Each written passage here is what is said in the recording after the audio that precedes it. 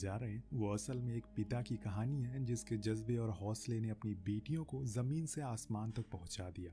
Richard नाम का शख्स जो अपने परिवार के साथ कैलिफोर्निया में रहता है और एक गार्ड की नौकरी करता है जो कि रात में होती है, इसीलिए वो दिन में अपनी बेटियों को टेनिस सिखाता है।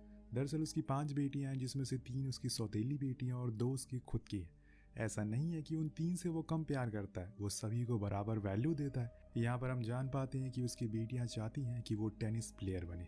दोनों ही अपने डैड की कही हुई सारी बातों को मानती हैं और खूब मेहनत करती हैं। पर अब जमाना बदल गया है, यहाँ पर मेहनत से काम नहीं बनता बल्कि आपको आगे जाने के लिए पैसों की जरूरत पड़ेगी, जो कि रिचर्ड के पास नहीं है। वो अपनी दोनों बेटियों की वीडियो शूट करता है और फिर उन्हें बहुत सारे कोचेस को दिखाता है ताकि वो उन्हें सिखा सके और एक प्रॉपर ट्रेनिंग दे सके। लेकिन कोई भी बिना पैसों के ये काम नहीं करना चाहता, कोई भी फ्री सेवा क्यों करेगा।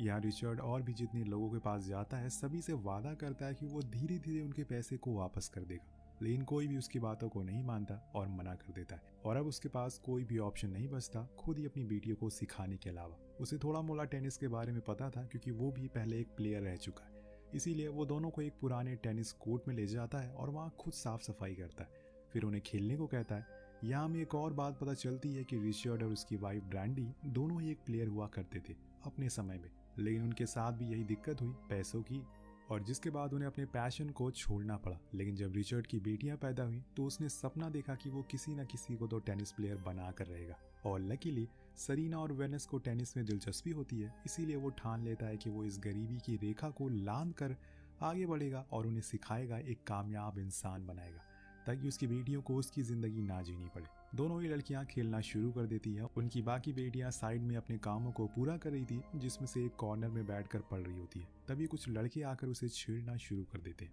जो कि रिचर्ड देख लेता और वो उन्हें बोलने जाता है कि ये अभी बहुत छोटी है, तुम्हें ऐसा नहीं करना चाहिए, ये बहुत गलत बात है। रिचर्ड उनके सामने तमीज से बात करता है, लेकिन उनमें से किसी को कोई फर्क नहीं पड़ता।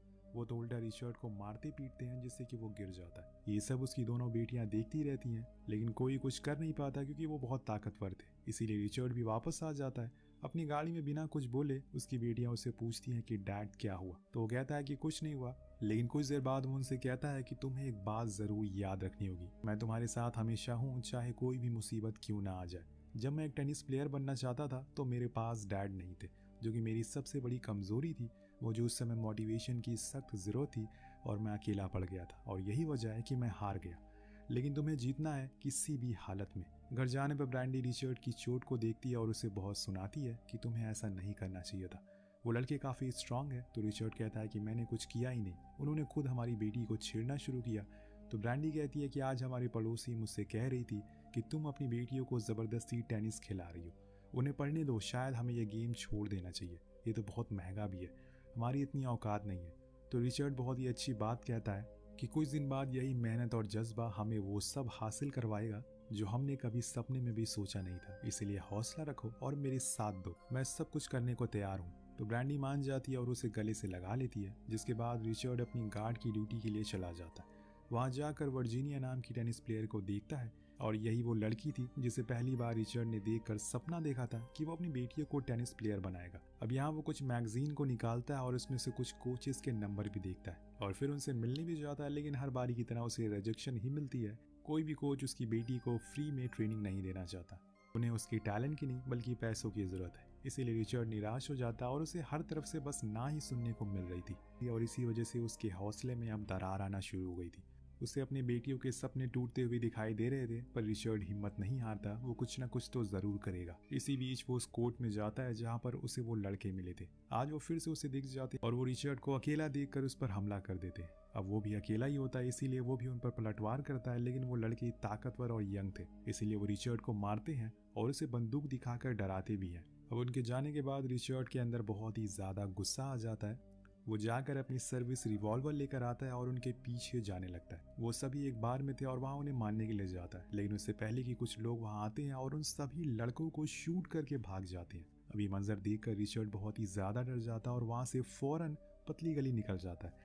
घर पहुंचकर वो ब्रांडी के गले लग जाता है, लेकिन वो उसे कुछ बताता नहीं बल्कि सब कुछ भूलकर आगे निकल जाता है। अब वो अगले दिन एक पॉल नाम की कोच के पास जाता है, जो कि काफी नामी टेनिस कोच है। अब बीच में सरीना को रास्ते में पड़ने वाले कई घर पसंद आते हैं। उसके डैड कहते हैं कि तुम्हें मेहनत करनी होगी इस घर की दीवार पर खुद की नेम प्लेट लगाने के लिए, तब जाकर तुम्हें ये घर मिलेगा।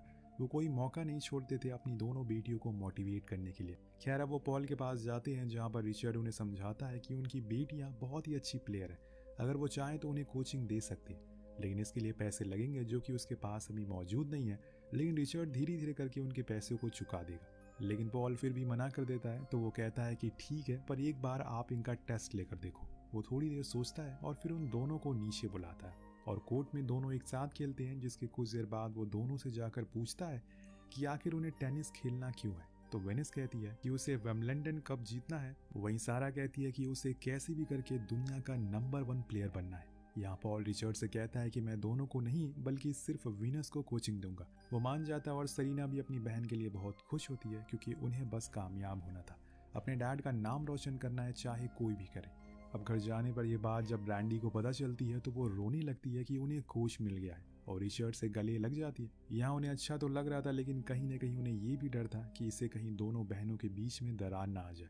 लेकिन ऐसा होता नहीं है। जब दोनों प्रैक्टिस के लिए अगले दिन जाती हैं तो सरीना वेनिस को समझाती है कि उसे खूब मेहनत करनी है, क्योंकि इसी दिन के लिए हमारे डैड ने इतनी मेहनत करी है। वो उसे मोटिवेट करती है और फिर सरीना अपनी मॉम के साथ प्रैक्टिस के लिए चली जाती है। जैसे कि आपको पता ही है कि वो भी एक अच्छी टेनिस प्लेयर हुआ करती थी। उधर वेनिस पॉल के पास आ जाती है और अब दोनों ही जी जान लगाकर प्रैक्टिस करते हैं।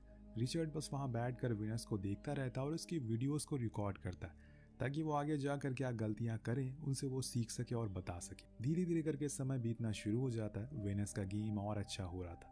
ये देखकर रिचर्ड खुश था। वो पॉल की वजह से कई सारे गेम में पार्टिसिपेट भी करती है और ऐसे ही एक बारी वो जूनियर कप के लिए जाती है। उसके साथ उसकी पूरी फैमिली मौजूद थी। जैसे ही गेम शुरू होता है रिचर्ड पीछे मुड़ जाता है। वो कभी भी अपनी दोनों बेटियों के गेम को नहीं देखता था, बल्कि बस बॉल की आवाज़ को सुनता रहता है। यहाँ वेनस अपनी ताकत लगा देती है और वो गेम भी वेनस जीत जाती है और बहुत खुश होती है। ऐसे ही कई सारे गेम वो खेलती रहती है और सभी जीतती रहती है। ये देखकर रिचर्ड को बहुत प्राउड फील होता है। अब एक बारी जब वो लोग गेम जीतने के बाद बाहर आ रहे होते हैं तो उस लड़की का मजाक उड़ाते हैं जिसको वेनस ने हराया था, और ये बात रिचर्ड को पसंद नहीं आती है। इसीलिए घर आने पर वो सभी को समझाता है कि हमेशा हमें हमारे अपोनेंट की रेस्पेक्ट करना चाहिए, चाहे वो हारे या जीते। इस बात का कभी भी घमंड नहीं करना चाहिए कि तुमने उसे हरा दिया, क्या पता आने वाले मैचेस में वो तुम्हें हरा दे, कुछ भी हो सकता है। इसलिए कभी ये मत भूलना कि तुम कहाँ से आए और कहाँ तक जाना है तुम्हें। यहाँ दोस्तों रिचर्ड जमीन से जुड़ा इंसान था, इसीलिए उसे सच्चाई पता थी। कुछ दिन ऐसे ही वो लोग प्रैक्टिस करते रहते हैं और एक बारी तो रिचर्ड दोनों को बारिश में कोर्ट में प्रैक्टिस करवाता है, जो कि उसकी पड़ोसी देख लेती है और वो पुलिस को कॉल लगा देती है। उसे लगता है कि वो अपनी बेटियों के ऊपर अत्याचार कर रहा है, उन्हें प्रेशराइज कर रहा है, और इसी वजह से उनके घर पर पुलिस भी आ जाती है। तो रिचर्ड उन्हें समझाता है कि आप मेरी किसी भी बेटी से पूछ ले, किसी के साथ मैंने कोई जबरदस्ती नहीं करी है। उन्होंने एक सपना देखा टेनिस प्लेयर बनने, और मैं बस उनकी मदद कर रहा हूँ। पुलिस उसकी बातों को सुनने के बाद वहाँ से चली जाती है, लेकिन फिर भी उसकी पड़ोसी उससे कहती है कि फिर कभी उसने अगर अपनी बेटियों को हैरेस किया तो फिर से पुलिस बुला लेगी। अब कुछ दिन बाद वेनिस का मैच होता है जहाँ पर वो बहुत सारे लोगों के सामने खेलने वाली थी। सरीना भी उस मैच में हिस्सा लेती है बिना रिचर्ड को बताए हुए। जब एक आदमी उसे आकर कहता है कि तुम्हारी छोटी बेटी काफ़ी अच्छा खेलती है, अब वो पीछे वाले कोर्ट में जाता है तो देखता है कि वहाँ पर सरीना बहुत ही अच्छा खेल रही है। उसकी दोनों बेटियाँ ट्रॉफीज लाती हैं जीत कर, पर वेनिस गोल्ड जीतती है और सरीना सिल्वर। लेकिन दोनों में कोई भी टकराव नहीं होता है, बल्कि वो तो उसे आपस में अदला बदली कर लेती है। अब घर आने पर रिचर्ड टीवी में न्यूज़ देखता है जहाँ पर दिखाया जाता है कि कैसे कुछ वाइट लोग ब्लैक लोगों के साथ भेदभाव कर रहे हैं, उन्हें मार रहे हैं, पीट रहे हैं। ये सब देखकर उसे बहुत बुरा लगता है, लेकिन वो चुपचाप रहता है क्योंकि वहाँ उसकी बेटियाँ बैठी हुई थी। अब एक दिन वो वेनस के साथ मैच के लिए जाता है। वहाँ पर पॉल कुछ लोगों को लेकर आता है। उनसे कहता है कि ये रिचर्ड है, वेनस के डैड। इनकी दोनों बेटियां बहुत ही अच्छा खेलती हैं। वो रिचर्ड को बताता है कि ये लोग तुम्हें स्पॉन्सर करना चाहते हैं, तुम्हारे पास जो पैसों की दिक्कत है उसे ये दूर कर देंगे। अब ये बात रिचर्ड को बहुत बुरी लगती है कि लोग उन्हें ये समझकर मदद कर रहे हैं कि वो गरीब है, ना कि ये समझकर कि उनके पास टैलेंट है जो कि उनके ही देश का नाम रोशन करेगा। इसलिए रिचर्ड उनसे कहता है कि वो सोच कर बताएगा। अब इसके बाद वो विनस के पास जाता है जहाँ वो लोग पूल के पास बैठकर कुछ खा रहे होते जो कि फ्री का होता है। लेकिन जब ये रिचर्ड देखता है तो उन्हें बहुत डांटता और कहता है कि अपनी लाइफ में कभी भी किसी भी मुफ्त की चीज को मत लेना, ये बात हमेशा याद रख। अब कई दिन बीत जाते हैं लेकिन अभी तक रिचर्ड ने पॉल को जवाब नहीं दिया था, इसीलिए वो उसे मिलने खुद आ जाता है उसके घर पर, जहाँ पर वो उसे फिर से वही स्पॉन्सर के बारे में पूछता है। वहाँ ब्रैंडी भी मौजूद थी। तो रिचर्ड कहता है कि मेरी दोनों बेटियां बहुत अच्छा खेलती हैं, लेकिन मैं ये नहीं चाहता कि उन्हें कोई इसलिए स्पॉन्सर करे क्योंकि हमारे पास पैसे नहीं है। और यही वजह है कि मैंने वो ऑफर रिजेक्ट कर दिया। कहीं ना कहीं रिचर्ड को ये भी लगता है कि पॉल भी इन सब में कुछ पैसे कमाना चाहता है, इसीलिए वो उसे सारे पैसे दे देता है और कहता है कि आज से वो विनस का कोच नहीं है। अब कुछ दिन बाद वो रिक नाम के कोच से कांटेक्ट कर, जो कि दोनों की ट्रेनिंग देने के लिए मान जाते हैं, लेकिन वो भी एक कॉन्ट्रैक्ट साइन करने को कहते हैं जिसमें लिखा था कि वो वीनस और सेरेना की दोनों की एजुकेशन का ध्यान रखेंगे, उन्हें रहने के लिए घर भी देंगे और साथ में कोचिंग भी, लेकिन जो भी कुछ वो कमाएंगी, जो जीतेंगी, उसमें से 15% हिस्सा उनका होगा। अब रिचर्ड को ये पसंद नहीं आता, इसीलिए वो कहता है कि तुम्हें मेरी सारी बेटियों की एजुकेशन का ख्याल रखना होगा, हम सभी को फ्लोरिडा ले जाना होगा। अब कुछ देर सोचने के बाद वो मान जाता और ये डील डन हो जाती, जिससे सभी लोग खुश होते हैं और ये लोग फ्लोरिडा के लिए निकल जाते हैं। वहाँ जाकर ये लोग रिक के इंस्टीट्यूट को देखते हैं, जो कि बहुत ही अच्छा और बड़ा था। साथ में इन्हें जो घर भी दिया जाता है वो भी काफ़ी अच्छा था। यहाँ पर रिचर्ड को इस बात की फिक्र होती है कि अगर दोनों ही स्कूल जाने लगेंगे तो उनकी प्रैक्टिस कम हो जाएगी, लेकिन रिक उसे यकीन दिलाता है कि ऐसा कुछ नहीं होगा। वो अपने प्रॉमिस पर खरा उतरता है और वो काफ़ी इम्प्रूव भी करती है और इसी वजह से वो फिर से गेम्स को जीतना शुरू कर देती है। उसे कुछ ही दिन में वो फेम भी मिल जाता है, जिसके बाद उसके इंटरव्यूज़ भी होते हैं जिसमें उसे कहा जाता है कि उसे जूनियर टूर्नामेंट को खेलना चाहिए और इससे वो और आगे जा सकती हैं। लेकिन रिचर्ड ने उन्हें ये गेम खेलने से मना किया था, इसीलिए वो मना कर देती हैं। लेकिन जब ये बात रिक को पता चलती है तो वो सेरेना से बात करता है, जो कहती है कि आपको मेरे डैड से बात करनी होगी। वो उसे मिलने के लिए जाते हैं और उन्हें जैसे तैसे करके मना लेते हैं। लेकिन अगले ही दिन रिचर्ड न्यूज़ में देख कि रिक की एक स्टूडेंट नशे की हालत में पाई गई है और उसे अरेस्ट कर लिया गया है, इसीलिए वो तुरंत रिक को मना कर देता है किसी भी जूनियर टूर्नामेंट को खेलने के लिए।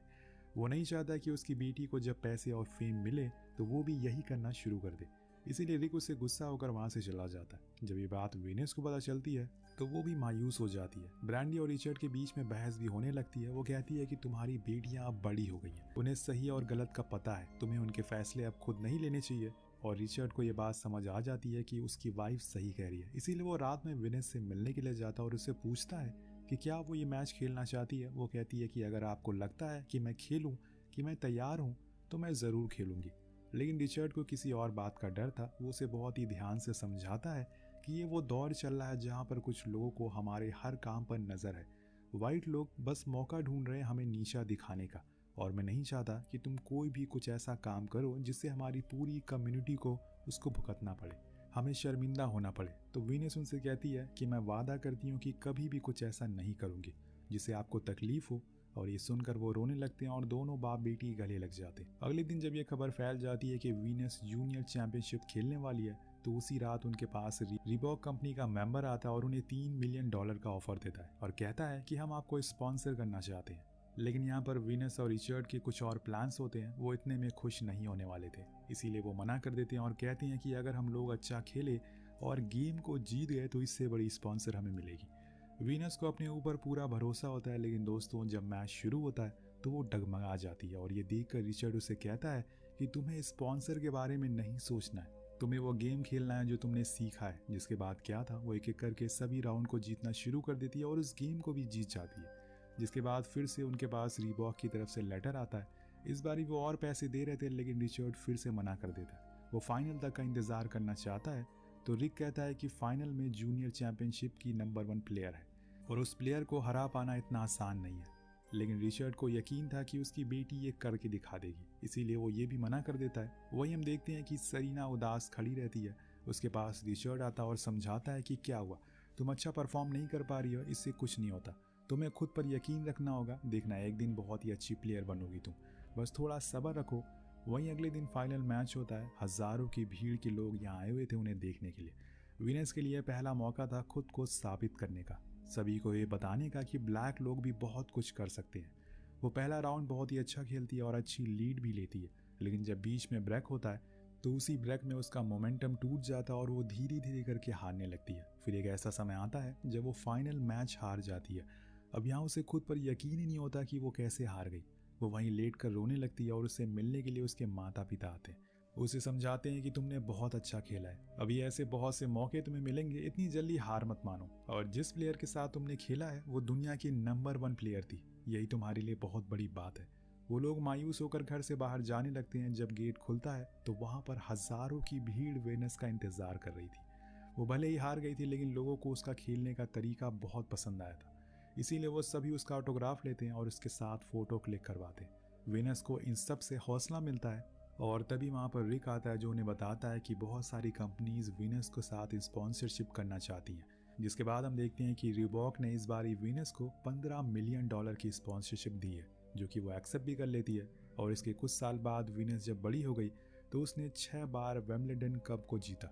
वहीं सरीना ने 23 बार ग्रैंड स्लैम कप को जीता। दोनों ही बहनों ने मिलकर टेनिस के इतिहास में बहुत सारे ऐसे रिकॉर्ड बनाए जो आज भी किसी ने तोड़े नहीं हैं। उन्होंने सभी को ये बता दिया कि इंसान की पहचान उसके धर्म, उसके रंग से नहीं होती, बल्कि उसके हुनर से होती है। और आज पूरी दुनिया दोनों बहनों को उसी हुनर की वजह से जानती है। वेल, आपको कहानी कैसी लगी नीचे